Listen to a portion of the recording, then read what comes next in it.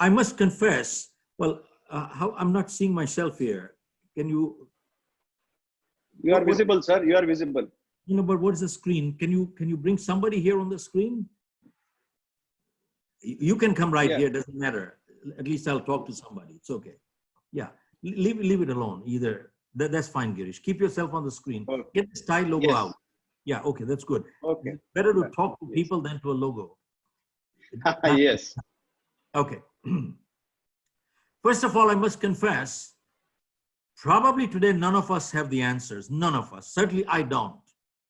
The whole idea is to bring awareness, make people aware, not scared, and bring hope, not hype, and that's the key. Now, we're all facing challenges. We're finding ways how to overcome them, and then how do we prepare ourselves to succeed and win when the crisis is over or even during the crisis. But now, what are the challenges we are facing? One is the crisis, the coronavirus is moving from one city to another and one country to another. It's literally covered the whole world. Then the hospitals are overcrowded. Medical supplies and equipment is not available. Orders are being canceled everywhere. Factories are closing. Unemployment has skyrocketed. And death rate has gone up. And what is coming, if you look at projections, they're horrendous. Now, with this kind of a scenario, the world has literally shaken up. This has caused major uncertainties for all of us because everything is unpredictable. Nobody knows what's coming. And this kind of uncertainty has led to insecurity and personal hardship. We're all going through.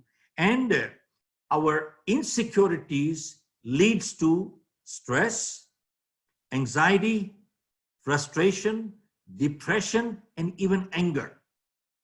These are the scenarios that we are facing today. And now, all I can say is, all stress is not bad. Because many times it is stress that forces us to look for solutions which are out of the box. And stress cannot be denied nor avoided. And if we try to do that, it comes back stronger and longer. Now, what we can all handle stress. Let me requalify. All of us can handle stress. But what we cannot handle is chronic stress.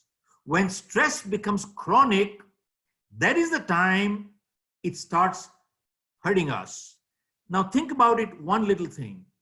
How come under the same set of circumstances, some people break records while others break themselves? Exactly the same set of circumstances. How come some people break records while others break themselves? How come? Okay, it is our ability or inability to cope with stress. Now, this crisis has impacted us three ways. One, it has impacted our life. Two, it has impacted our livelihood. And three, it has impacted our lifestyle. Let me start from the first one. It has impacted our life. Folks, all of us, none of us know who will be in quarantine next. Look at this. None of us know who will be in quarantine next. And two, what we do, where we go, who we meet, could decide life and death for us. I repeat, it is so crucial. What we do, who we meet, where we go, could decide life and death for us. So today, life is become a big, big issue to all of us. And the second part is livelihood. Livelihood currently, today, income, and tomorrow, when the crisis is over, then what happens to our livelihood? See, folks, people have been laid off. Many have been let go permanently. In the US, it is estimated that 47 million people in the next few weeks will be on unemployment roll. As of now, 27 are already in the last 4 weeks. Right now, in excess of 27 million. This is only US. Now, with that in mind, people don't know where the meal is going to come from, can we sustain or not. And you see, when we used to do tax planning for our clients in the US, we always used to tell them that, look, you must have 6 months of your income in an emergency fund or an accident fund. I repeat, 6 months of our income must be in emergency fund, because which we should be able to access within 24 hours or less. Because emergencies and accidents never warn you in advance. They always take you by surprise. I repeat, emergencies and accidents, they never warn you before they come. Therefore, we must have 6 months of income in emergency and accident fund. Now, if we have not got it, well, there's nothing we can do at this point of time, I guess, but going forward in the future, I guess we need to take care of it. And 6 months of our income must be in opportunity fund, opportunity, where we should be able to access it within a few weeks, under 4 weeks. Okay, now that is one side, but this is for an individual. Now the second part is for an individual. I was sitting with a banker and he said, Mr. Khera, we are part of the essential services and we are working with a skeleton staff which comprises close to 25 to 35% of people. That's it. 25 to 35% of our staff, we are working from there. So I said, how are you able to manage the entire workload? He said, what we are doing is we're calling our clients, especially those who were doing physical banking. We are putting them on digital platform. People like me who are not techies at all. And he said, calling senior citizens and calling them because they were not high-tech guys. And we're calling them, putting them on digital platform. And he said, we are converting a lot of people onto digital platform and we hope to hit in excess of 90%.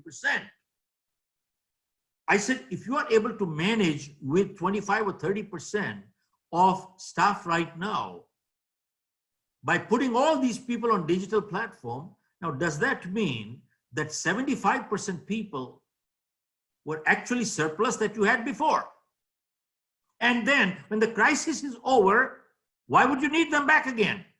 Think about it. Why would you need them back again if you can manage completely like this? He said, those are issues that we will address once we are over with it. And the second thing that came in was that there are people working from home. Now, I asked him, is it really working? Are you getting the same effectiveness, efficiency? He said, Mr. Khera, the 80-20 rule applies. And what we have found is 20% people can work independently without supervision. They are responsible people, 20%. But the 80%, we have a challenge because they still need supervision. And how do you measure, if you're paying them, how do you measure out completely? He said, there are some things that we can measure, but what about the things that you can't measure? He said, those are other challenges that we have to address as we go along. And sadly, people who are not mature, they are thinking that working from home is a paid vacation. Not true. I repeat, people working from home, many think it's a paid vacation, and that is not the case. And then the question is, who will you call back again? I mentioned there are 4 kinds of people, and 4 kinds of people we have in our work environment. One is superstars. They perform without supervision, and they're active people, they're responsible.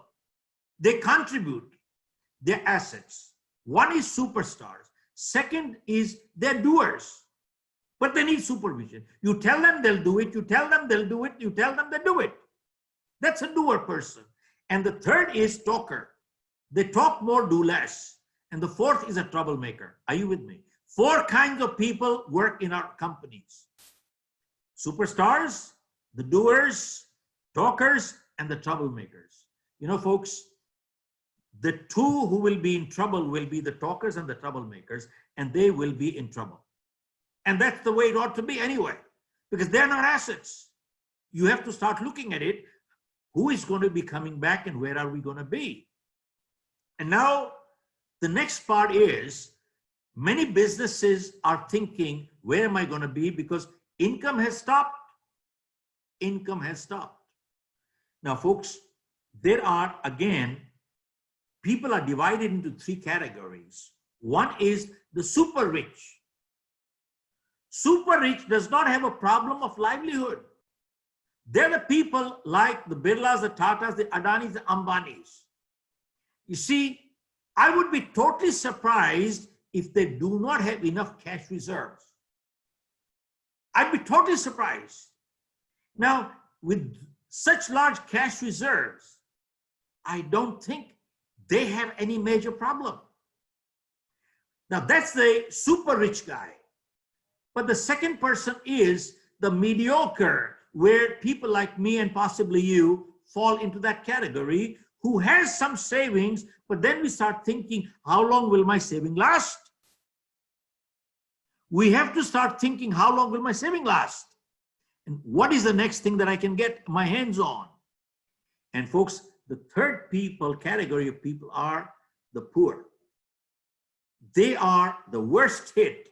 They're the daily wages people who earn during the day, eat at night, earn during the day, eat at night, earn during the day, eat at night. And this is what has got people to think that we are people who are working outside and getting money. This is called active income. Girish, this is called active income. You know what that means? I go out work, I get money. I go out work, I get money. I go out work, I get money. I stop going out, I don't get money. This is where people are starting to think, why don't I have passive income? I need passive income because when I don't go out to work, I still need income. Yes, no. You see, you can cut down so many expenses, but there are things you can't cut down. 2 things, food and medicine you can't cut down. You have to have it.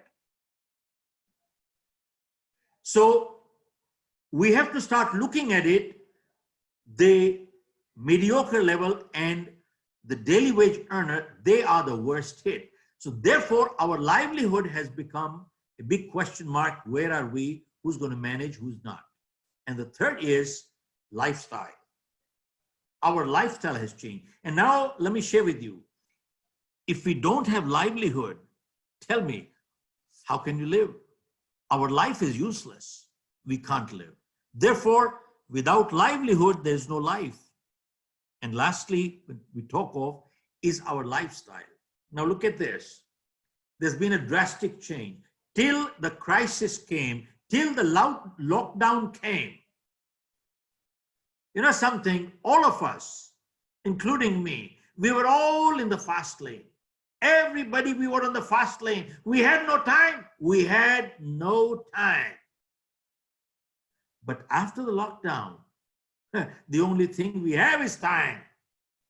And we have stopped running in the fast lane.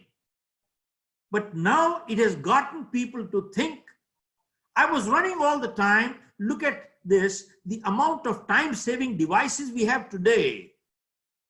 We have never had that many in history, yet we don't have time. And with the lockdown, it has literally forced us to think, what the hell were we doing? We were running all the way. But the big question is, were we running in the right direction? It has literally forced us to think again our priorities. And I'm not here to preach and give lectures here. I'm guilty myself. I messed up my priorities also. But you see, when we mess up our priorities, we forget to distinguish between what's urgent in life and what's important in life. Now, urgent may or may not be important, and important may or may not be urgent. But the interesting thing is, whenever we ignore what is important, it always converts into urgent. See, health is important. Exercising every day is important, but it's not urgent. But if I have a crucial meeting tonight, I cannot exercise. It's not the end of the world. But if I ignore my health long enough, guess what? I'll land up in the hospital. See, you ignore what is important, it converts into urgent. In life, relationships are important, but they're not urgent. But if we ignore relationship long enough, guess what happens? We start talking to our lawyers. See, folks, this has literally forced us to reevaluate our priorities. And people have started thinking that, remember, in life, we had speed, but we were not sure if we were going in the right direction. And this has forced us to think that direction is much more important than speed. I repeat, direction is much more important than speed. If we have got speed and we're going in the wrong direction, we're messed up. We're totally messed up. Now, this is what our lifestyle has become. Now, coming to the next side, the only comparison that we can make to this crisis that we're going through, I don't think there's any parallel in history, but the only one that we think of is the Great Depression that took place in the US about 100 years ago, 1929. This crisis is worse than that because that was only economical and financial. This is medical also. That's very big difference. But during that crisis, there was total panic in the Wall Street. There was chaos. Banks failed. People lost their savings. 15 million people were unemployed in the US. Now, population in the US at that time was only 120 million, which is equivalent to 60 million people today. And the likelihood is that close to 60 million people in the US will be unemployed. Now, this was the scenario in 1929, but massive unemployment. Now, hear my next sentence, very important. There was a breed of people who were called positive thinkers, and they created positive enterprises. They were survivalists. Now, I want to say something very crucial. Folks, let us not overrate the crisis that we are facing, and let us not underrate our strength to overcome and fight and win. I repeat, let us not overrate the crisis, and let us not underrate our strength to fight and win. Now, when experience has shown, whenever unemployment has gone up, self-employment has also gone up. I repeat again. Whenever unemployment has gone up, self-employment has also gone up. So during the Great Depression, when the unemployment was massive, these people who were positive thinkers, they were positive entrepreneurs, the survivalist entrepreneurs, they were not educated too much. They were not very innovative people. They did not have much ability to take risks either, but they were positive. They were solution focused. You know something? There are some people who are only problem focused. There are people, problem focused people are, you give them a solution, they give you a problem. They have a problem for every solution. And Henry Ford said, kick them out, kick them out. We're not stupid. We understand there are problems, but we want somebody who is solution focused. Now, these people started self-employment 100 years ago. And today, literally in the US and some globally, they have become a household whole world. Let me share with you 3 examples at one. One of them was a man by the name of George Jenkins. In his neighborhood, in an abandoned place, he started a little shop of non-perishable, durable goods. They wanted to play it safe. Why non-perishable? Because if it perishes, it's 100% loss. They couldn't risk it. Non-perishable, durable goods. Why durable? Because they thought to themselves, if we can't sell, at least we can use it. Folks, this man started the store in an abandoned place then. And today, his turnover is $30 billion. And the man's name is George Jenkins. His net worth is $6 billion. And they have more than 1,000 stores in the US. And the store's name is Publix Supermarket in the US. So this is one example. Second example was Salo Brothers in California. They started crushing grapes, and started making wine out of it. But they couldn't sell, nobody'd buy it. So they started selling 50% below market, 50% below market. And today, they have something called the Gallo wineries, which accounts for 25% of the United States wineries. They're worth $10 billion. And the third example I'll share with you, was a man by the name of Simplot in Idaho. He had a small patch of land. And he started cultivating potatoes. Now, what he couldn't sell, he ate. And what he couldn't eat started rotting. And he couldn't afford the loss when they rotted. So he created a system where he started freezing them. And today, hear this carefully, he accounts for 33% of the United States of the French fries business. 33%. He's called the Potato King. Biggest customer is McDonald's. And his worth himself is about $10, $12 billion. Now, these examples that I'm sharing with you does not say that you and I will make $10 billion and have this kind of turnovers. I'm not saying that. Don't get me wrong. I'm just making a point that these people did not have the risk-taking ability. They were suffering as much as you and I were, and other people that were on the street, yet they were positive people and they were solution focused. And all we are looking for is looking for ways how to resolve and solve the issues right now. This is where we are. Now, this crisis has impacted us 3 ways again. One is physical, 2, economical, 3, psychological. Physical is medically. Now, I'm not a doctor. I'm not qualified to talk medically. But all I can say is one thing. In fact, there's a lot of information from WHO and so many WhatsApp messages we are getting right now, which are talking a lot. But all I can say is one thing, that we had forgotten some basic hygiene. We had forgotten some basic hygiene. Our parents had taught us one thing.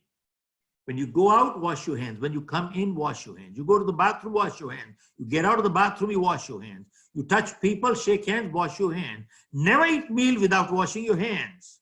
And you touch currency, wash your hands. Wash your hands. You know something? Somewhere, we people forgot to teach this stuff to our domestic help, to our kids, to our people in our offices. We messed up. We need to give these values right there. Now, with this kind of a scenario, it is creating another challenge now. Now, you realize one thing, if we are washing hands 20 times a day, there are many people, the moment they turn the tap on, while they're washing hands for 20 seconds, the water keeps running and approximately 5 liters of water goes down the drain. 5 liters. And do you realize, as people said, the next world war will be on water? And one person does not turn the tap off.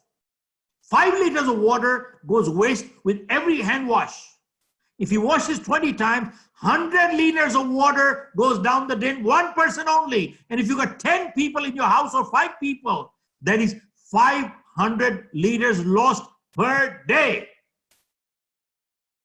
It's going to cause new problems. Okay, which is coming? One is the physical aspect of it. Second is economically. Now, let me share with you the economic side. At least the people I have spoken to, they're thinking globally that with the economic crisis that we are facing today, people are re-looking at it, the logistics. And they said, one, dependence on another country like this is suicidal. You're committing suicide. They said, we must become self-sufficient. Every country is saying we must become self-sufficient. One. Number two, production must come close to consumer. You can't have it 25,000 miles away. I repeat, production must come closer to the consumer. You cannot rely 20,000 miles away anymore. Now, there are many other issues that come in on the economic side. I'm just coming back to you. Yeah. Okay. Now, the economics is going to play another major role that we are all looking at it. And the third is psychological. One is physical, second is economical, and third is psychological. And the psychological is our emotional side. Now, hear this carefully. See, people who are emotionally strong, they're able to handle stress very well. In fact, they're becoming stronger. And people who are emotionally weak are becoming stressful. They're unable to handle stress. Their relationships are getting worse. They're fighting at home. And not only that, there was a big interview on the TV. Domestic violence has gone up drastically. Well, on the lighter side, 7 million people have got pregnant unintentionally. Well, how can unintentionally? 7 million. More is yet to come. Now, the emotional side is crucial. Now, people who are emotionally strong, they are building much stronger relationships, which I will address as I go along. Now, let me come back to how do we cope with a crisis? We are all familiar with the crisis. How do we cope with it?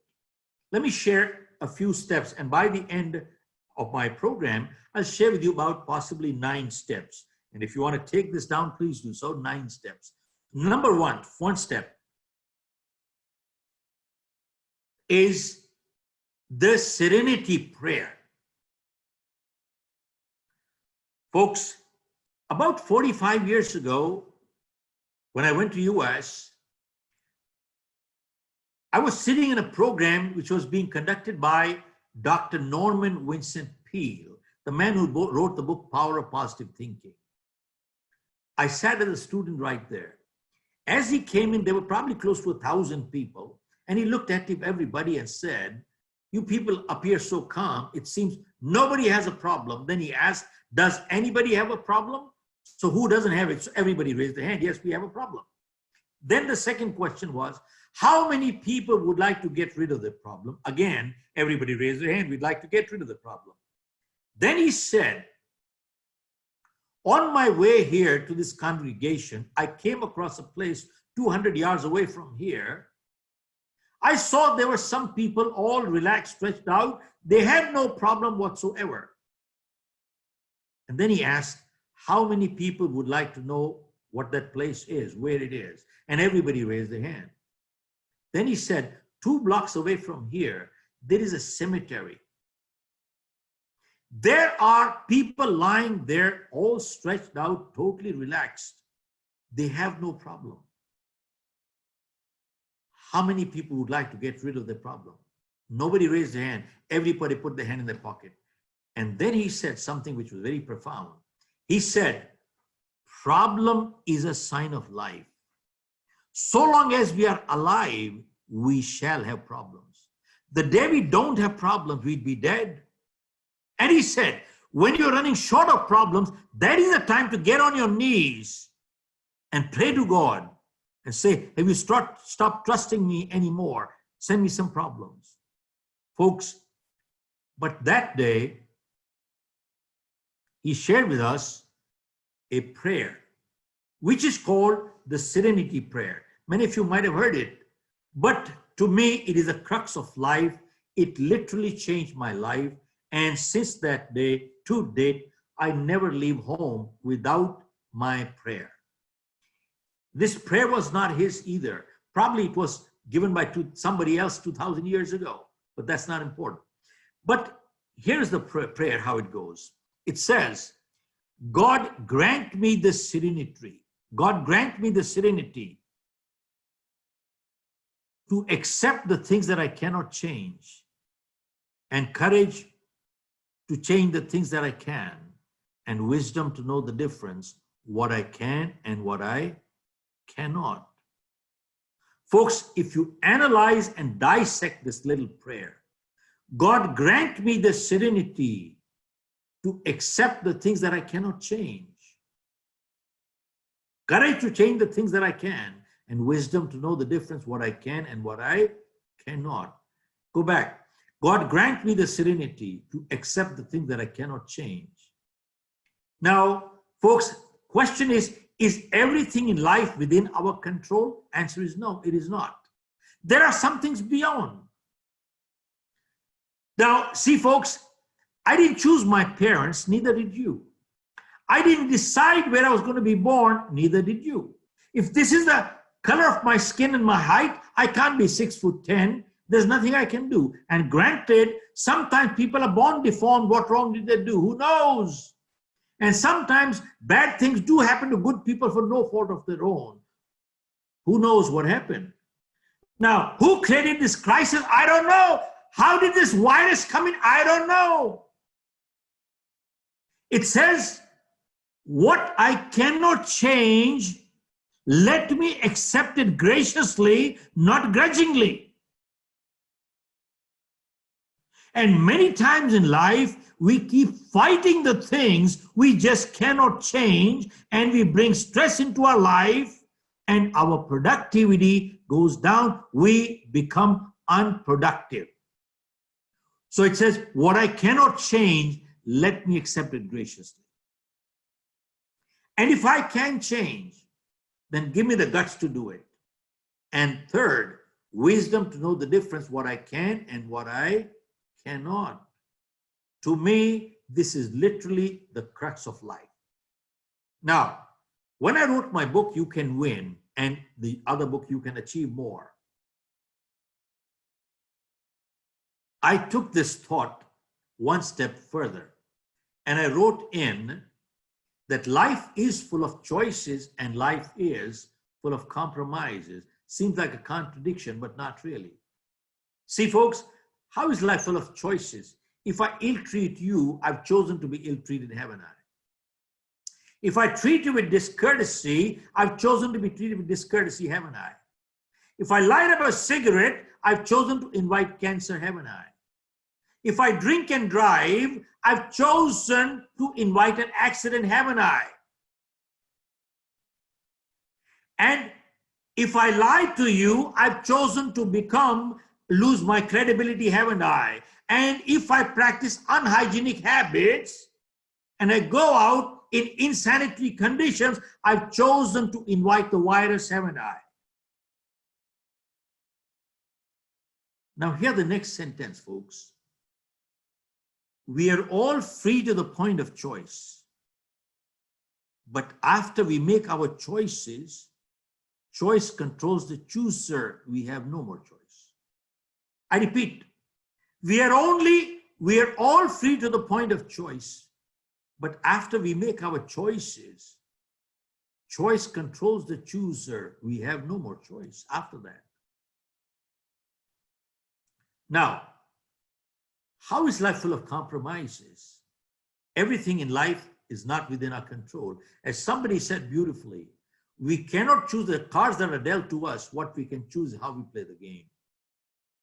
And sometimes nature gives us a lemon. The choice is ours. Do we cry or do we make lemonade? That's the choice we have to make. And now, what is success? Success is nothing else but series of positive choices in life is called success. And series of negative choices in life is called failure. That's it. I repeat, series of positive choices in life is called success. And series of negative choices in life is called failure. Many times I've been asked by the press, Mr. Kera, people who are successful, don't they make mistakes in life? And people who are failures, don't they do positive things in life? And my answer is, people who succeed, they do make mistakes in life. And people who are failures, they do positive things in life. But hear this, a person does not become a failure by doing something wrong once in a while. He becomes a failure by repeating the same mistake again and again and again. And a person does not become successful by doing something positive once in a while. They become successful by repeating the same positive behavior again and again and again. That is what brings success. See, folks, this is how simple it is. Now, therefore, the step one to overcome the crisis is to cope with it is serenity prayer. Courage to do the things I can, wisdom to know the difference. Now, number two, the second part to overcome the crisis is, folks, limit your exposure to news. It is so negative, it is depressing. I repeat, limit your exposure to news. It is negative and depressing. There are people who wake up in the morning and guess what do? Turn the TV on. And they're inquisitive to know what the score is. Score like a cricket match going between England and Australia. The guy turns it on and he gets a score. Then he flips from one channel to the next, as if, and the next, and the next, and the next, as if the score is going to change. And he watches the TV 12 hours a day, 14 hours a day. And in the evening, after watching so much negativity, the man feels depressed. And what happens? His immunity goes down as chances of catching the viral are much higher. You know something, folks, we need to watch the news only twice a day. 15 minutes in the morning, 15 minutes in the evening. And that's it. That's it. You are done. Because this is totally negative. And folks, when we talk of watching the news, folks, get your information from reliable sources. There's a lot of fake news going on today. Are you with me? Girish, are you with me? There is a lot of fake news going on out everywhere. Get your information from reliable sources. So limit your exposure to news and get it from reliable sources. That is step two. Step three, to cope with the crisis is, folks, convert your TV time to productive time. And by the way, I'm sharing with you this. Don't get me wrong. I'm not just preaching. The first 1 or 2 days, I was also guilty. I was watching the news also 8 hours a day. I messed up. I was guilty myself. Then I kicked myself. I said, what are you doing? Get out of here.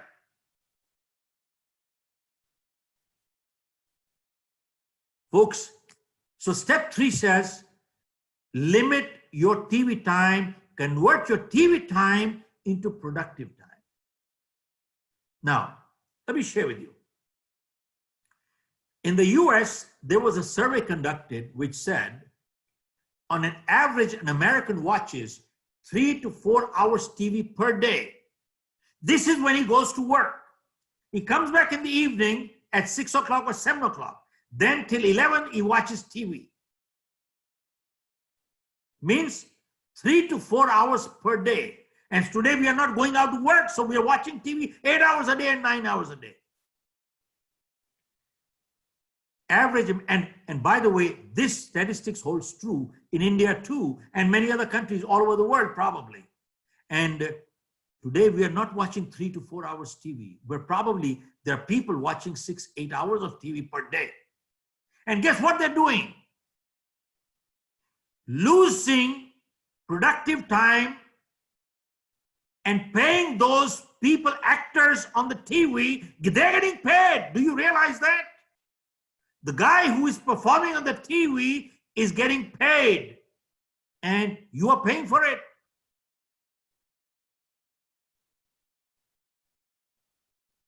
Now, a person bought a new TV, and a friend of his came over to visit and saw that new TV, very impressed. And he asked his friend, how much did the TV cost? He said, it cost me $1,000. He said, you sure? He said, yeah. And he asked his friend, how much money do you make a year? He said, $100,000. And then he asked, how many hours do you watch the TV? He said, 3 hours a day. He said, what is your hourly rate based on $100,000 income per year? He said, working 2,000 hours a year, give or take, comes to $50 an hour. And he said, you watch TV 3 hours a day. He said, yeah. That comes to what? $150 per day. And you watch 365 days a year, because on vacation time, you still watch that stuff anyway. And that comes to close to 1,000 hours per year. 1,000 hours per year multiplied with $50 per hour, it is costing you, this TV is costing you $50,000 per year. You know something? That is more than EMI on a $500,000 home. This TV is not costing you $1,000. This TV is costing you $50,000 a year. Per year. You don't even know what the hell you're doing to yourself. Think about it. Now, don't get me wrong that we don't need to watch TV at all. Once in a while, we enjoy a good movie. I watch it. Once there's a nice play, we watch it. But you know something? Is that all we're going to do? Now, folks, all I can say is one thing, and I will repeat this at the end again. If during this crisis, Girish, if during this crisis, if we have not upskilled ourselves, and if we have not become more knowledgeable in life, and if we have not become healthier and fitter, we cannot blame that we did not have time. Hello? See, I repeat, if this lockdown 1 month period or 2 month period, we don't know how long it's going to go. If this lockdown period, if we have not become upskilled ourselves, if we have not become more knowledgeable, and if we have not become healthier and fitter, we cannot blame that we did not have time. You know what is missing? I'm glad to see you, Ajay. What is missing is the self-discipline commitment is messed up. I repeat, this lockdown period, if we have not upskilled ourselves, if we have not become more knowledgeable, if we have not become healthier and fitter, we cannot blame that we did not have time.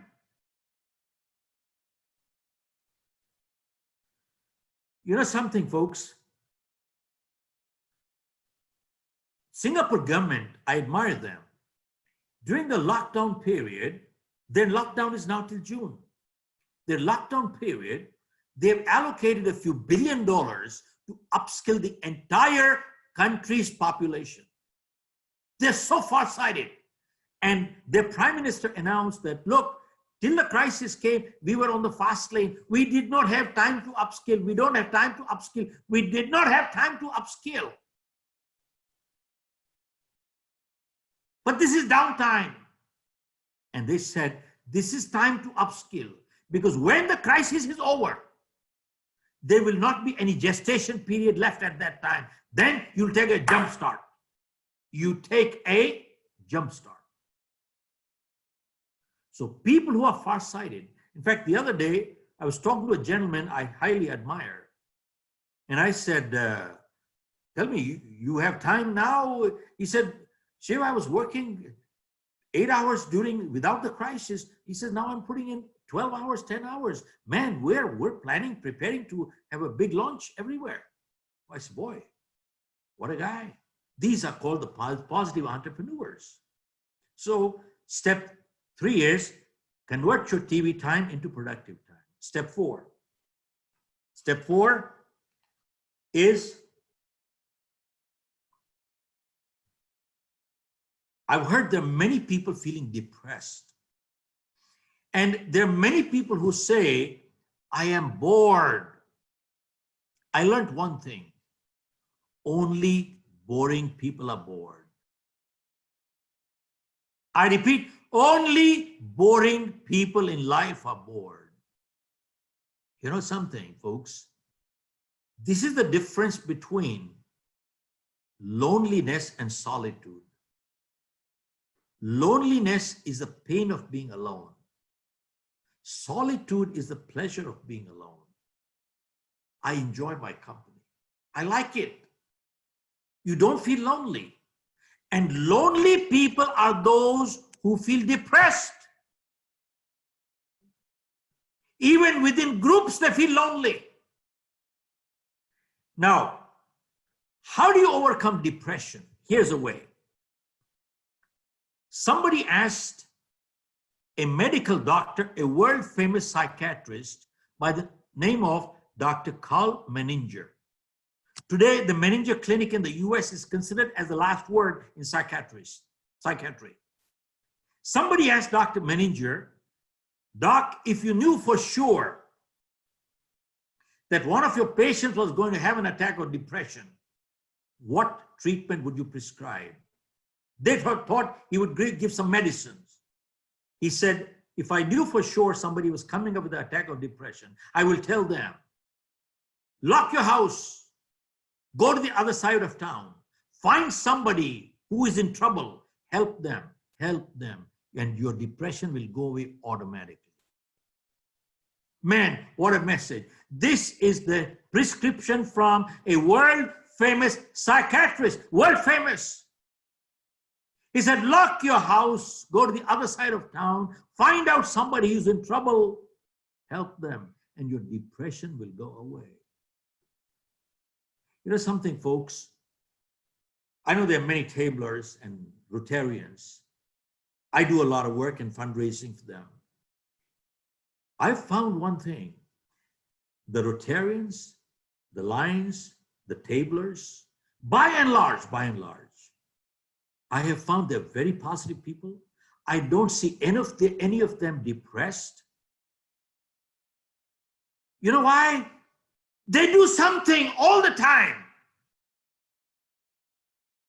They're doing something for somebody who's in trouble, and they're helping people. And this is the difference where they do selflessly. You see, they organize blood camps. Now, there's a big difference between donating blood for a family member versus donating blood to a blood bank. See, when you donate blood for a family member, you have a selfish interest. You are doing for selfish reasons. But when you donate blood to the blood bank, you don't even know whose life you're saving. Big difference.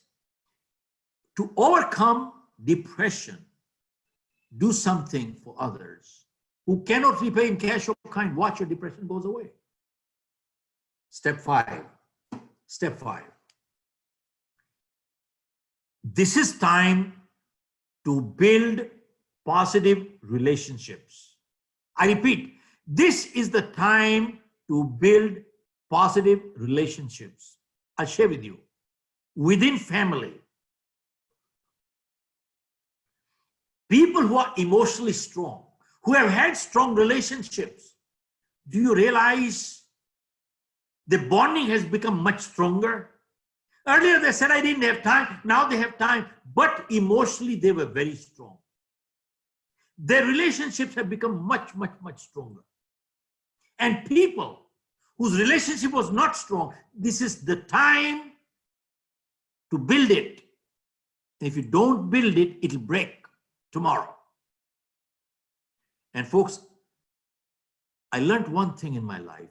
Who are your closest people? Your families and your closest friends. I repeat, family and friend, family and friend. Tomorrow, God forbid, somebody's in the hospital. It is your family who will come next to you. It is not your acquaintance in the whole world is not coming there. The most important people are many times the most neglected, sadly. This is the time to build strong bonding. And I learned one thing in my life. People who have strong relationships, what they can achieve with one phone call, people with $1 million cannot achieve that. Are you with me? I repeat, people who have strong relationships, what they can achieve with one phone call, people with $1 million cannot achieve it. Now, folks, I'm not saying we don't need $1 million. What $1 million can achieve, many things can't do. We will talk about that anyway. Now, family ties. Second, professional relationships are so crucial. Now, interestingly, this banker, very senior person, came up to me and he said, Mr. Kera, we are calling our clients during this lockdown period, especially our senior citizens. I repeat, especially our senior citizens, because the senior citizens are more lonely.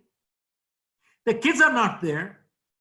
And they're the people who can't go out for assistance. And he said, from the bank, we are making calls to check, is everything okay? Do you need any banking assistance? Do you need any assistance other than banking also? And some of them said, can you get me this? Can you get me that? Because I'm not able to go out. And since banks are part of essential services, they can do it for you. Look at this. What the bankers are doing are building relationship. And that person said, boy, never got a call from anybody in my life like this. In fact, just about 10 days ago, I got a call from American Express. I've been a platinum member for the last 43 years from US. And the moment I got a call from Amex, my first thing was, I told him, I said, my friend, I paid your bill last month. In fact, 2 weeks ago. He said, no, Mr. Kera, that's not what I'm calling you for. He said, I've noticed your record. You've been a platinum member with us for the last few decades, 43 years. I'm just calling to find out, how are you? Is everything okay at your end? So what came to my mind, though I didn't say it, what if everything's not okay at my end? What can you do for me anyway? What can you do for me? I didn't ask him. But you know what came to my mind?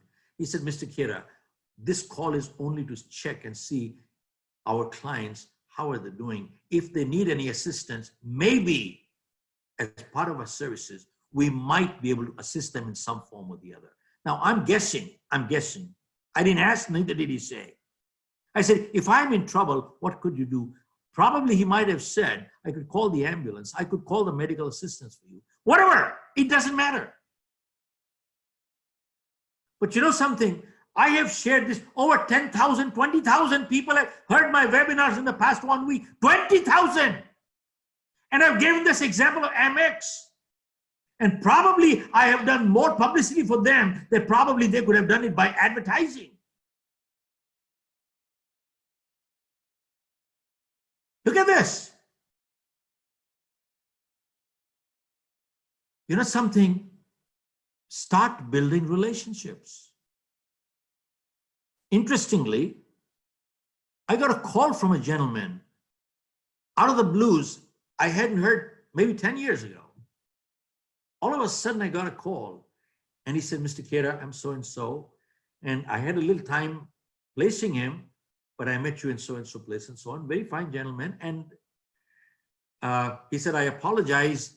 My fault. I haven't kept in touch with you. I lost contact. I was going through my records. I just wanted to say hello and nothing else. That's it. You know something? I felt so guilty that day. I felt so guilty that day. And I said, what a guy. What a guy. And I knew him well. And I consider him to be one of the good people in my life. And I wanted to keep up with him, but I didn't. I felt so guilty. I said, man, I messed up too. It's not only him, but I messed up. And immediately I started making a list of all the people I lost contact and who I consider to be good people. And I just picking up the phone and just calling them and say hello, that's all. You know something? People talk of networking. By and large, people who network, they fail. You know why? They are bloody takers. When they call somebody, when they network, they're looking, how useful is this man? Can he be useful to me in person, in future? And if he's not useful, stop it.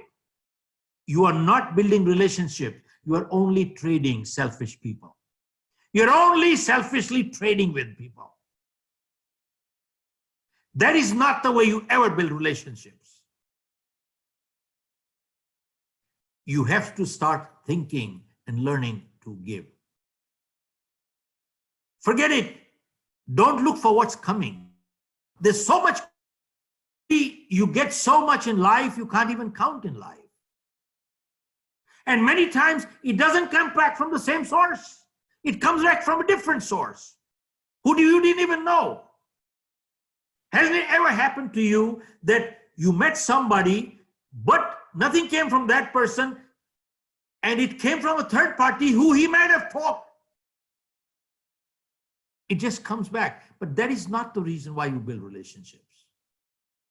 And I met a gentleman who said, Mr. Kera, what I'm doing is I'm re-looking at all my past customers, people I was doing business 5 years ago. And they haven't done any business with us in the last 1 year. I'm making a list of all those people and I'm calling them and say, Mr. So-and-so, I see my records. We did business 4 years ago. We haven't done any business in the last couple of years. I'm not calling you for business today. I'm not calling you for business today. I'm just calling to see in case we did something wrong, or could you help us where we could improve our services, that's all. You are not calling to say, can we start doing business with you? Not at all. You know something? When a person who was doing business with you 4 years ago, obviously he trusted you then, otherwise he wouldn't have done business with you, but then he didn't. All you are doing is calling him. And now he has the time, he listened to you. But when he was on the fast lane, he didn't have time to listen to you either. And he gets a call. And this guy, he's preparing a whole list and going through, just talking to them, going back, reconnecting and building relationships with people back again. Not talking any business. Don't talk any business. You talk business, you appear pushy.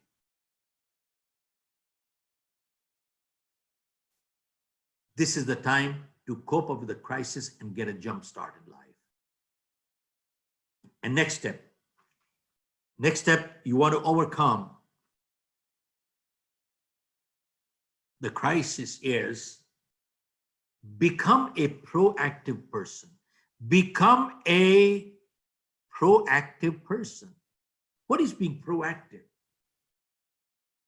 When we do our leadership program, 3 days, 4 days leadership program, we ask people, are you a good person? Many times people say, well, I'm not sure. Or then they say, well, oh yeah, all of a sudden, yeah, I'm a good person. You ask a follow-up question. What makes you good? They lost. And many times people say, I'm good because I don't do bad. I'm good because I don't steal, I don't cheat, I don't tell lies, so I'm good. Now, folks, this is not true. This is reactive. I'm saying become proactive.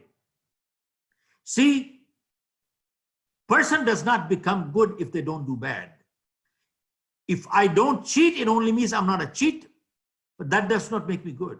If I don't steal, it only means I'm not a thief, but that does not make me good. And if I don't tell lies, it only means I'm not a liar, but that does not make a person good. Go ask a medical doctor. Absence of ill health does not mean good health. Are you with me? Ajay, are you with me? Absence of ill health does not mean good health. A person does not become good when they don't do bad. They become good when they do good. Become a proactive person. Now, here is something I'd like to share.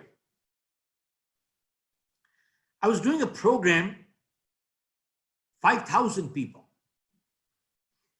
in a large auditorium. As I finished, one person from the audience came up and asked me, Mr. Khera, are you a Gandhian? Are you a Gandhian? I have learned one thing, that I've stopped answering questions till you clarify the question. And many times, the best answer to a question is a question. So I asked him, I said, sir, can you clarify who is a Gandhian? What are the criteria to be a Gandhian? What makes a Gandhian, Girish? So the man says, there are 3 criteria that makes a person a Gandhian. 3 principles. And what are they? One is, Gandhi believed that with love, you can win everybody in this world. Gandhi believed, that's one pillar. Number 2, Gandhi believed in tolerance. 3, Gandhi believed in non-violence. 3 pillars. With love, you can win everybody. 2, tolerance. 3, non-violence. So he says, these are the 3 pillars. So he asked me, are you a Gandhian? I don't know what came to my mind. I just asked him.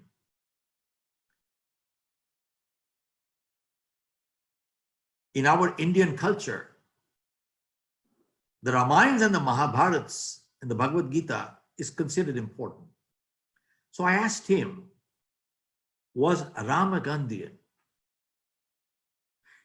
Did he practice the 3 Gandhi principles? Was Ram a Gandhian? Number 1, you said, with love you can win everybody. Was Ram able to win with love everybody? Was he able to win everybody? Answer is no. So Ram failed the first principle of Gandhi.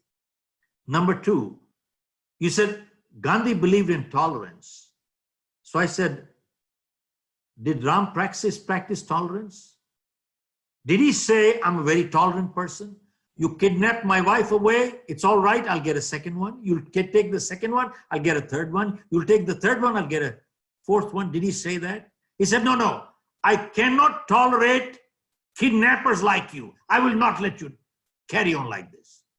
So Ram failed the second test. Third, Gandhi believed in non-violence. What did Ram do? What did Ram do? Even for self-defense, he pulled out the weapon and killed the man who kidnapped his wife. So no matter what you call it, it is still violence. That means Ram failed all 3 tests of Gandhi. And then not only Ram, that means Ram was not a Gandhian. And not only Ram, I said then our Sikh gurus, if you look at it, Guru Gobind Singh, the 10th Guru, the Mughals were forcing them to convert into Islam. No, he refused to do it. Now, he failed the 3 tests. He could not win with love. He could not tolerate oppression. And 3, he had to fight with a sword. And I said, why do I bring the example of our gurus and the Ram and the Ramayana? Because personally, I said, I am not a Gandhian. Because I have no compassion for people who are enemies of humanity. I repeat, I have no compassion for the enemies of humanity. Who are the enemies of humanity? I've seen videos and even on the TVs, news in the US, there are people spitting on the doctors. There are people who are lacing vegetables. There are people who are lacing fruits. There are people who are lacing home delivery food. There are people who are lacing the security workers, the police, and they're spitting at them. In India, they're throwing stones at the doctors, spitting at them. Folks, I have no compassion for enemies of humanity. I am not a Gandhian. And in my opinion, if you cannot stand up to protect the dignity of your own families, that is not called compassion, that is called cowardice. And I do not endorse that. And to me, the stature of Ram and Guru Gobind Singh Sahib is much greater than Gandhi. Get out of it. We need to understand, become a proactive person. And next step, folks, next step is, I already mentioned the upgrade skills. And next step is, folks, to cope with the crisis, very important, stay away from blind faith leading to superstition. It weakens people mentally. I repeat, stay away from blind faith leading to superstition. Faith is good. Blind faith destroys, weakens people. Now, what do I call blind faith? I've seen so many people on the television, and our media has done so much damage to us. Every time you pick up the the TV, what do you see? Horoscope. All you see is horoscopes. And interestingly, I see ads coming out. You have any kind of a problem, come in within 24 hours, I've got answers for it. And they ask, what is your date of birth? Where are you calling? What is your time of birth? And the guy looks at all kinds of stuff. And I was shocked when I heard this example here. One person said, Guruji, I'm having this problem. And he said, what's your family like? He said, I have one daughter. And then he said, the way out is, why don't you have a son also? He said, I cannot have it because of this reason. And imagine that astrologer says, okay, then if you can't have a son, can't get a son, okay, get a dog. Get a dog in your house. I was shocked. Folks, interestingly, if you look at the life histories of Swami Vivekananda, Swami Dayanand, Guru Nanak, they fought against superstition.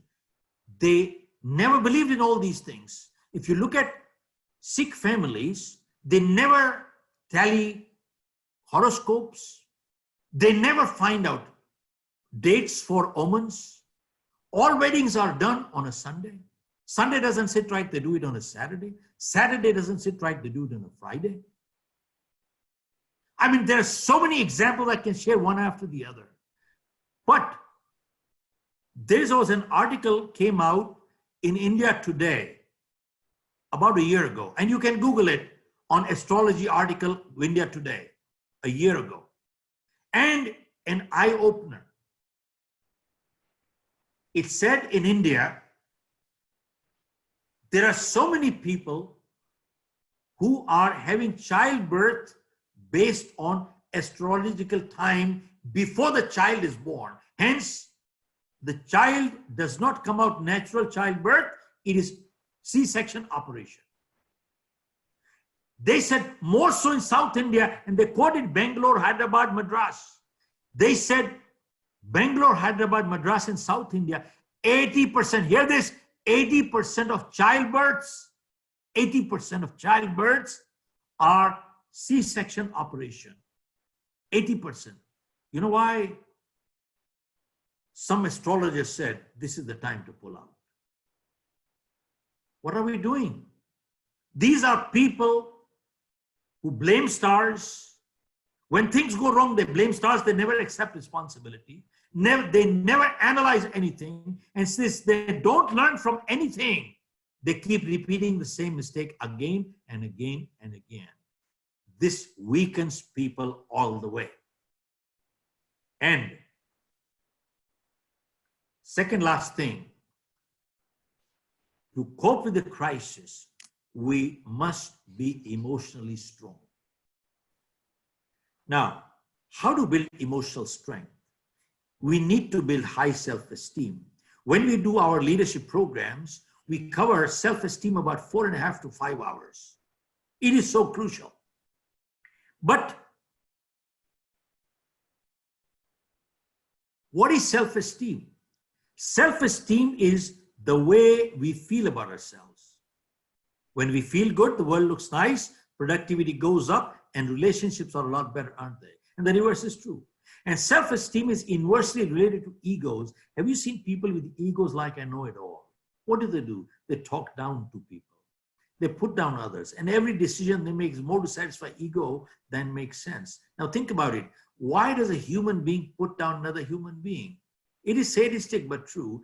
There are some people in this world who feel good when the other person feels bad, which means they don't want to lift themselves up, but they want to pull others down. Now, let me share with you what drives high self-esteem. The driver behind is self-acceptance. I accept myself the way I am, with my pluses and minuses. Now, this doesn't mean arrogance. This does not mean that's the way I am, that's the way I will be. It doesn't mean take it or leave it. That's arrogance. Self-esteem says, how I came to this world, I don't know. I don't know. But I'm here, and I'm here to stay. And I accept I'm not perfect. I accept I am not perfect. I accept myself with my pluses and minuses. Now, since I'm not perfect, I make mistakes. I made mistakes. I apologize for my mistakes. I seek forgiveness for my mistakes. I learn from my mistakes.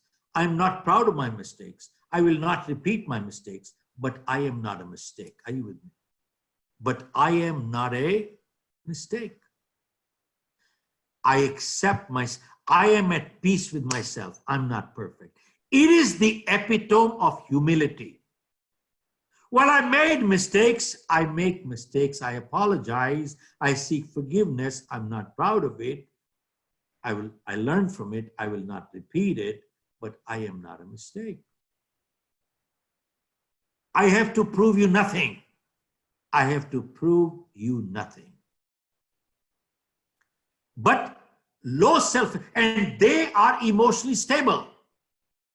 And low self-esteem is driven from inadequacy. They feel inadequate. They have a void to fill.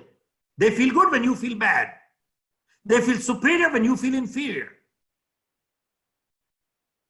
They are driven with inadequacy.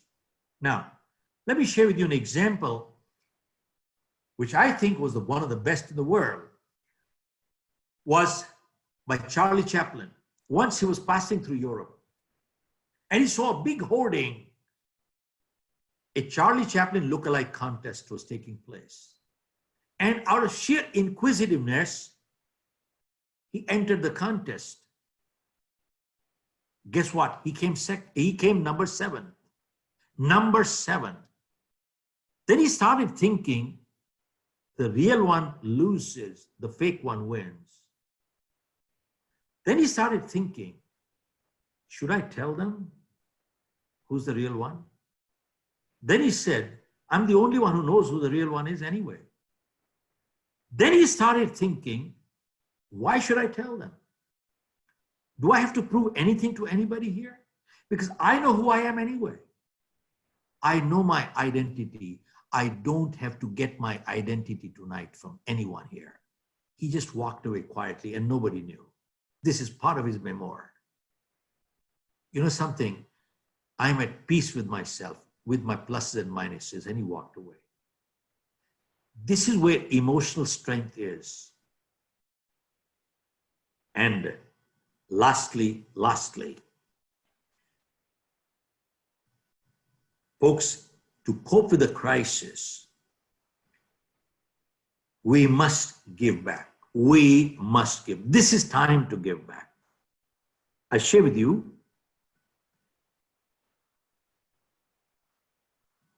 two examples.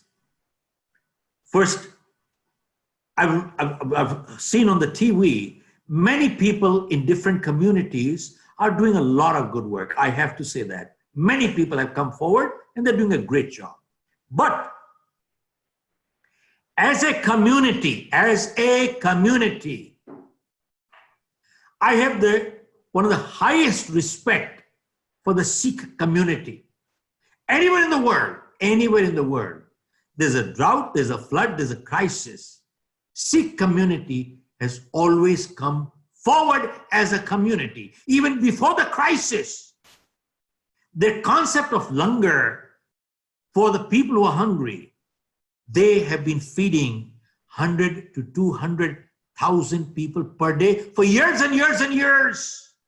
And right now, they're feeding close to 250,000, 500,000 people per day, 500,000. And they say, we will keep feeding till infinite. You know something? They have done it before and they come forward. I share with you, they are caring people. As a community, they're caring people. 1. 2, they're sharing people. 3, they're daring people. They are courageous people. Because the Guru said one thing. Miri Piri is part of it, Miri Piri. Miri is physical strength, Piri is spiritual strength. Because you cannot have spiritual strength without physical strength, and physical strength without spiritual strength. And they are the ones who have the guts to stand up against oppression. They give back. And we have a Gurdwara close by here. They're feeding close to 5,000-10,000 people. And whatever little bit we can pitch in, we pitch in along with them. And we go ahead because that's where it starts working. Now, the last thing that I'm going to share with you is time to give back, how people give back.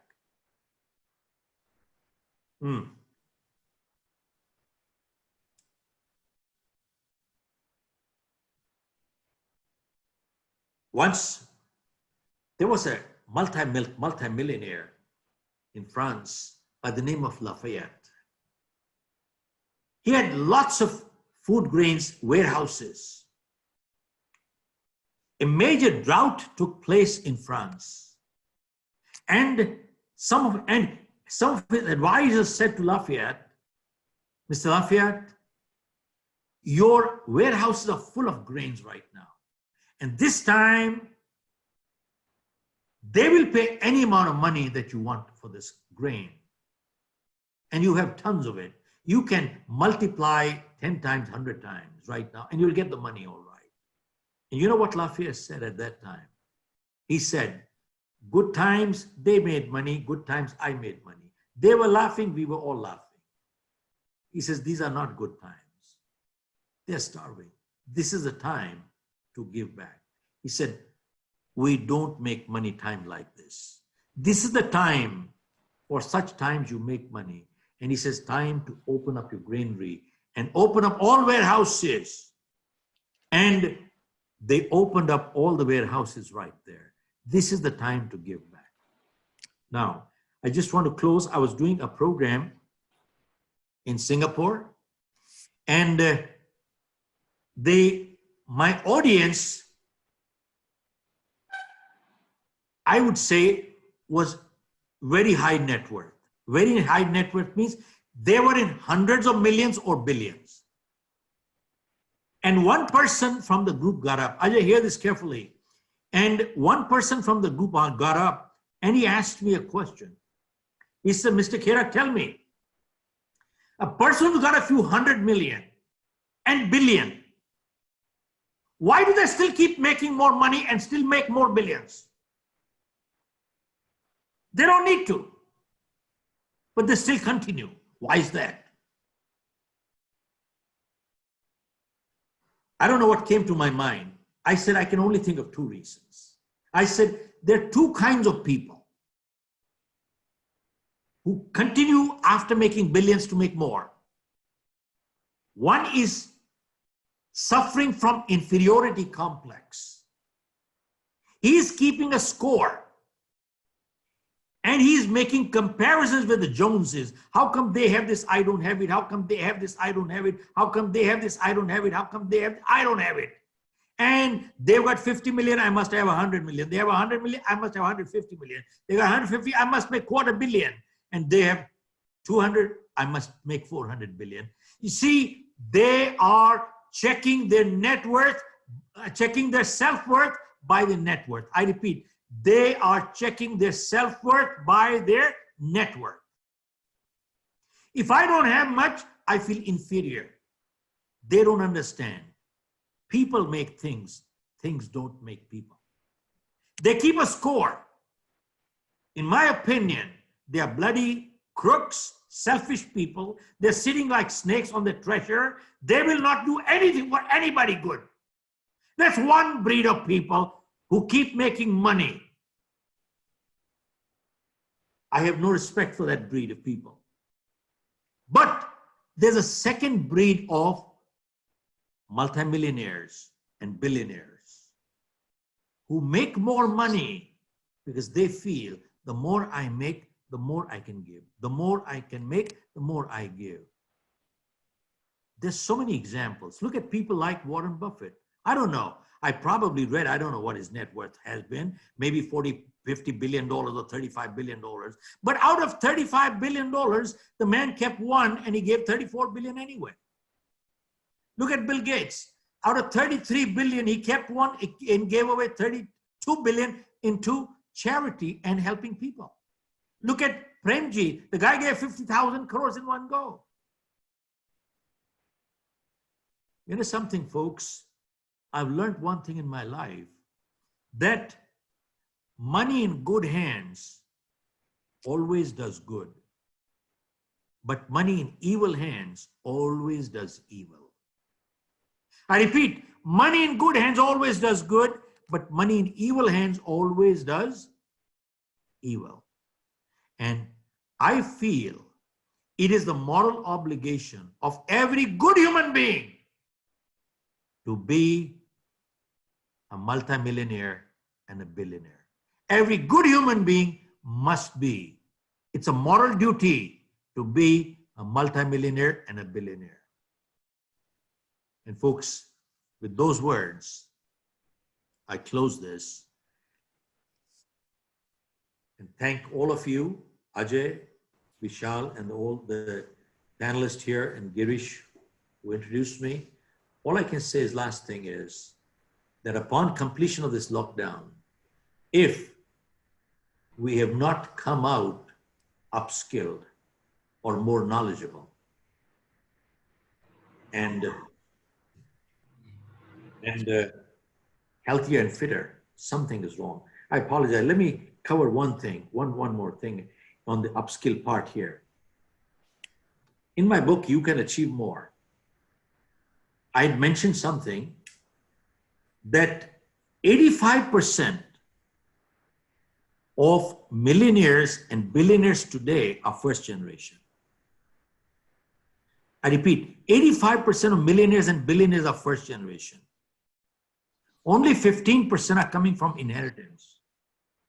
And they were surveyed and asked, how come in this short span you got so much wealth?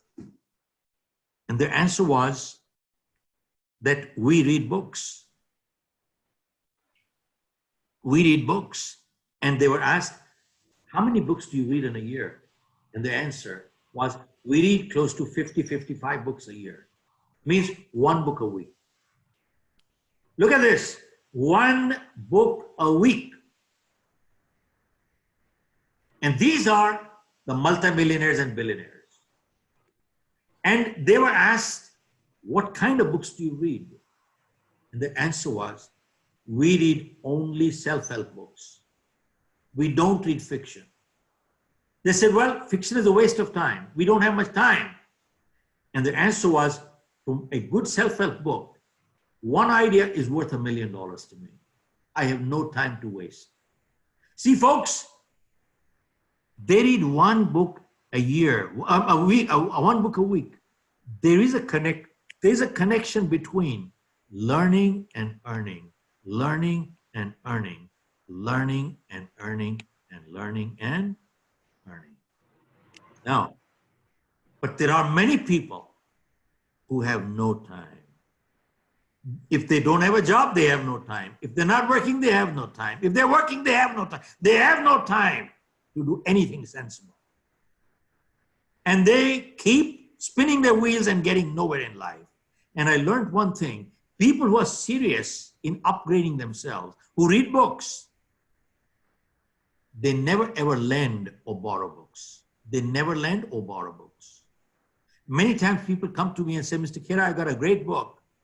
I can lend it to you. I said, no, give it to me, gift it to me, sell it to me, because I will not give it back to you. I will not give it back to you.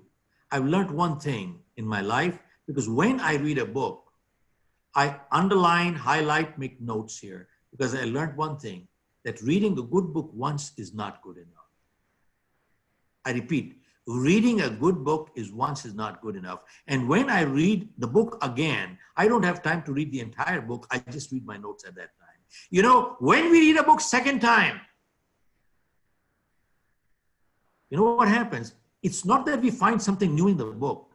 We find something new in ourselves. Hello? Are you with me? Ajay, are you with me? Yes.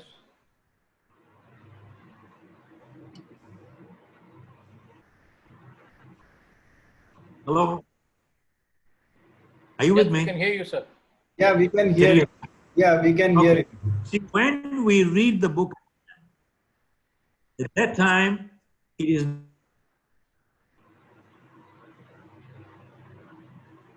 I think that we lost him, right? Yeah, we lost him. Audio?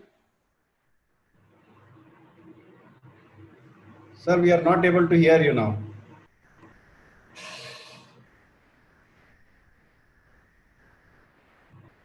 Well, anyway, ladies and gentlemen, on behalf of Mr. Shiv Khera, I would like to, gift this book.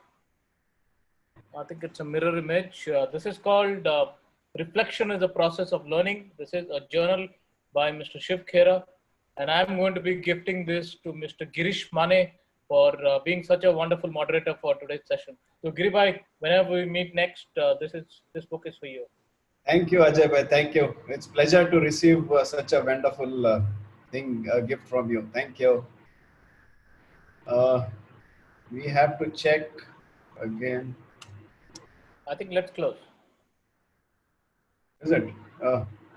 We had few questions to ask. Let's take our chance and see if we can get it. Shiv Khera sir, can you hear us? yes, I can. Yeah. So shall we proceed with the few questions? One sec, Giribhai, one sec. Mr. Khera, I'm going to be presenting this journal that I picked up from one of your sessions to Girish Mane, as Okay. in acknowledgement of his doing a brilliant job with the Great job. moderation and with the way he has rallied around, got everybody on board today for this webinar. So this has really helped me a lot, Mr. Khera. Thank you so much for it, and I'm sure that this will help Girish as well. But do explain to him what it is. I will. Yes. Yeah. And Otherwise, I would love to join the next program wherever you are having after the lockdown. It will be God willing. my pleasure to be there. God willing. Thank you, sir. Sir, there are few questions which we have received. We'll just pick 2-3 questions quickly. So you were talking about restricting the news timings, like 15 minutes in the morning, 15 minutes in the evening. As much as possible, we have to restrict going through the news.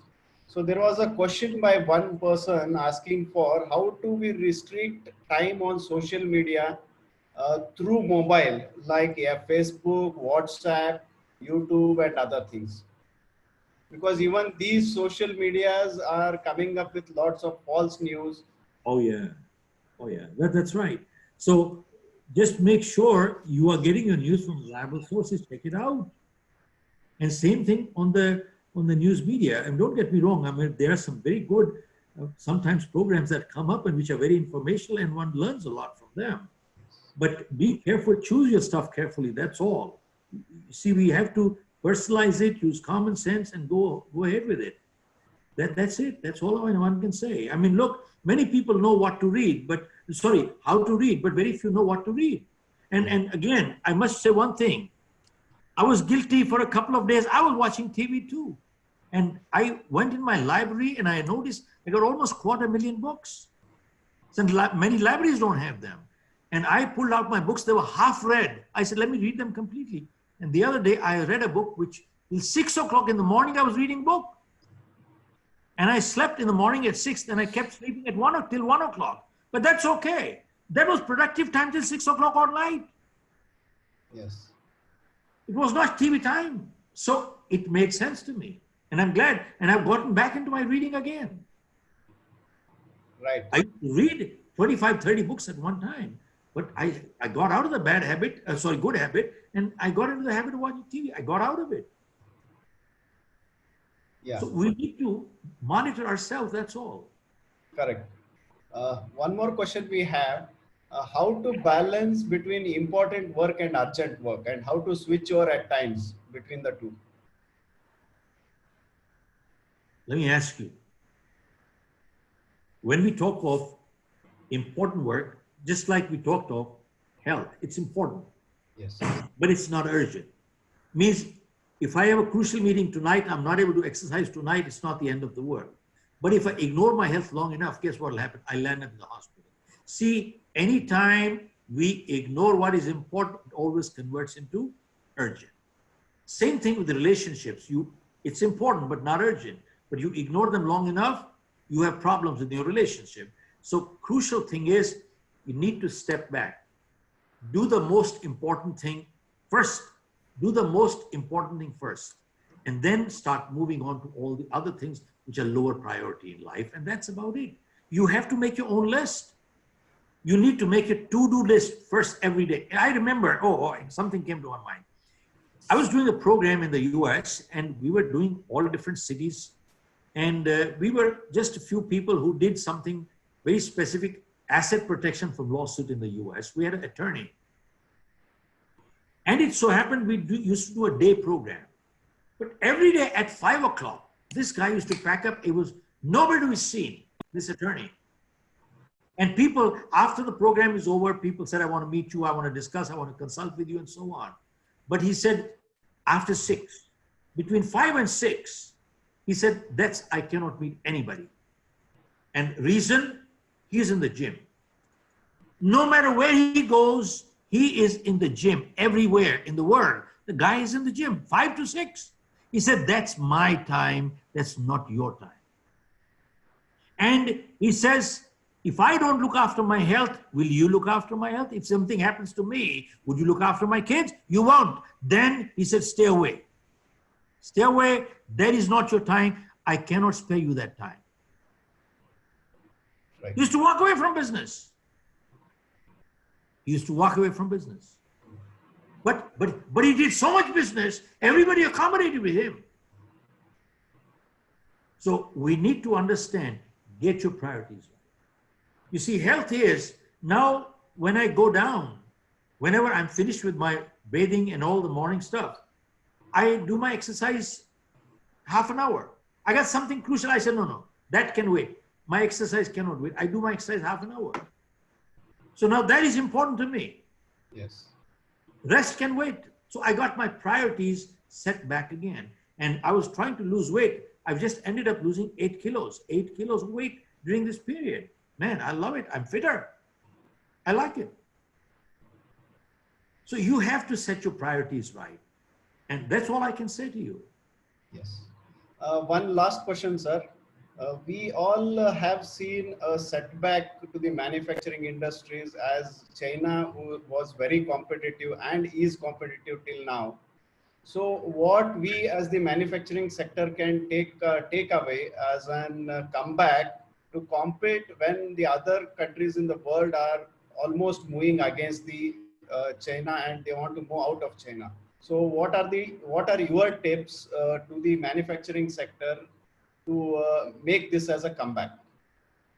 Well, I personally feel this is a great, great opportunity for India and Indians, entrepreneurial Indians. Great opportunity. It's a godsend. I mean, sadly, it's a crisis, but it's a godsend. I'll tell you, in the last 70 years, we have lost many, many, many good opportunities. And that's sad. We have lost. Even in the Security Council, we left our seat to give it to China. We were magnanimous. This is stupidity. And similarly, there were many opportunities we had in the past and we messed out one after the other. But this is another God-sent opportunity. And we must encash on this one here. And I personally, I've just sent a note to the Prime Minister, and hopefully I received a call back from the Prime Minister's home and office, and that gives me a lot of hope that they do want to meet up. I would like to meet up, and some industries have spoken to me, the textile industry, the transport industry. They said, Mr. Khera, can you, and the tourism industry, there are some very specific things we must do to bring our industry back. You cannot penalize the people who put bread on the table for the family. You cannot tax the people here and overburden them and feed up the people who are not doing anything. You can't do that. So I have a whole series to talk in terms of the IT reforms, the GST reforms, and a bunch of things, and how do we bring manufacturing back? I just share with you one little idea. One idea. I mentioned you want to get Make in India back here. Give 100% depreciation to all capital goods in the first year. 100% in the first. Right now, you take it in 3 years or 5 years. Give 100% write-off in the first year. Capital goods only, not consumer goods. Capital goods, not consumer goods. You know something? There are multiple, this is only one thought. There are multiple ways how we can do so many things, which is easily doable. But sadly, there are some people who are not thinking right. The budget was totally messed up. Even the people from the IRS made some recommendations which were totally absurd, but they haven't done anything in life themselves except assess other people. They haven't created any enterprise. They have not created any employment in life themselves. So we need to understand there are multiple things one can do which are doable. And I'm very hopeful to have a meeting with the Prime Minister. And if I do, I will certainly bring up a few things. And if you have some good suggestions, give me only 3, not 10. Give me only 3. I'll share with you one more, which I have in mind. And that is, just like as a business person, we have to maintain all our records for 8 years. And after that becomes time barred. 8 years, we have to maintain all records, our IT and all tax records. Yes, no. Are you aware of that? Yes. Anish, you are aware of that? Yeah. But I'm making a very strong proposal to the government that many times we people receive a demand for payment of IT income tax or somewhere. 15 years old, 10 years old, 13 years old, and 18 years old. How the hell am I going to get the records? Tell me. Yes. Haven't you people heard these things? You get a demand 12 years old, 15 years old? But just like after 8 years, it is time barred. Damn it, stop it. You have 8 years, you could have done it. Why didn't you do it? And if you have not done it, stop it, cancel it. Absolutely unfair. So, you know, we people have to come up with concrete suggestions rather than, oh, we should improve this and improve. That's all rubbish. We have to go concrete. What are the 3 steps? 1, 2, 3, stop. So if you have some good thoughts, and I'm sure you do, and Ajay must be having, and many other people in your group, give me only 3, but come with straight thoughts, just the way I talked about it. Yes. And I'm very hopeful to have a meeting in the next couple of weeks, because I mean, normally normally people don't get calls like this. And just come back to me quickly. Let me know. Sure. And these are 2 or 3 industries that have come up to me. And there are some very concrete suggestions. And one of them was another good one. Another good one. You want to come back and recover? What comes first? Family, factory, or the country? Country comes first. If country is there, we are there. You know what we should do? What we should do? Only for 1 year. We should cancel all leaves in the country for 1 year. This is an emergency. All leaves should be canceled. All holidays in this country should be canceled for 1 year, except only Independence Day. That's all. 1 holiday. Normally mandatory. You are supposed to give them 10 holidays. Stop. Only for 1 year. Can we not do that in life? Possible. What do you mean possible? It is a requirement today. We haven't worked for a month and a half. And if we give up 10 days, what's the big deal? Yes. I agree. You see, what I'm saying is come up with concrete stuff, man. Yes. Come up with concrete stuff. This is time to give, time for sacrifice. Yes. I don't mind Excellent. getting rid of all the Holy Diwali. Skip it for 1 year. Just do 1 Independence Day. That's it. 15th August. That's it. Move on. The whole country should pitch in. Can you imagine everybody foregoes 15, 20 holidays and you work 20 days, the whole country works 20 days. Imagine your output shot up. Yes. You know something? There are multiple ways. Need to think here. Need to get this running. And sadly, many people don't have this running. Very true, sir. Accepted. And we will come back to you with a few suggestions, as you said, which will help you when you talk to our Prime Well, Minister. look at the things we are talking. We have lots of questions, but time is running out. So we will forward the questions to your office, and we have taken the email IDs of most of the participants. Very difficult for me to handle that. And the same, once we receive some reply from you on their questions, we will reply this to them. Well, if you have 3 concrete suggestions, your team. So before we close, give me 3 suggestions which I can take with me and take it up with the Prime Minister in the meeting when we have it. sir, we are losing I your must say connection. one thing. The way this crisis has been handled by the current administration and the government and the Prime Minister Narendra Modi, hats off to him. The world has acknowledged that. Absolutely hats off to him. We have to upload. True. Folks, thank you. Very inspiring session, sir. And on behalf of Thai Hubli, I extend my heartiest thanks to you for your valuable time and this wonderful session. I also wish to thank the associations associated with us today: Roundtable India, CII, Chamber of Commerce, NKSSI, GITO, BNI, and many other associations. I also would like to thank all the participants of today's session for their patience, cooperation throughout the session. Wish you all a very healthy life. Stay safe, stay home. Thank you. So Thank see you you so soon much, again, sir. Mr. Khera. Thank you. Take care. Thank you. Thank you, Shiv Keraji. Thank you. Thank you, Giri. Job well done. Thank you, Ajay bhai.